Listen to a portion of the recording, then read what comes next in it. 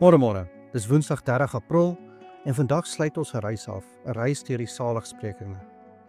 Ek lees weer Matteus 5 vers 3 tot 12 en elke keer dat Jesus sê salig is, besef ek. Hy praat nie net van ander mense nie, hy beskryf homself. Jesus was arm van gees. Hy het homself verneder. Jesus het getreur oor Jerusalem, die Israeliete, die mensdom. Jesus is sagmoedig, selfs aan die kruis. Jesus was dors na geregtigheid en hy het dit behaal.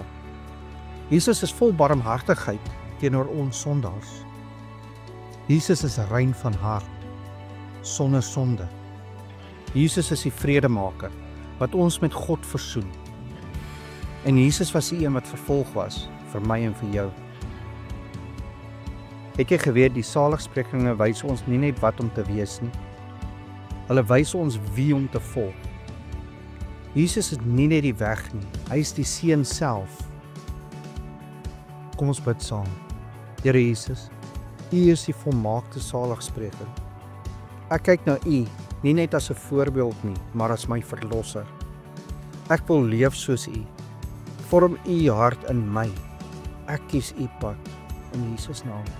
Amen. En moenie vergeet nie, jy hoef nie die seën te verdien nie. Jy volg die een wat dit reeds volbring het.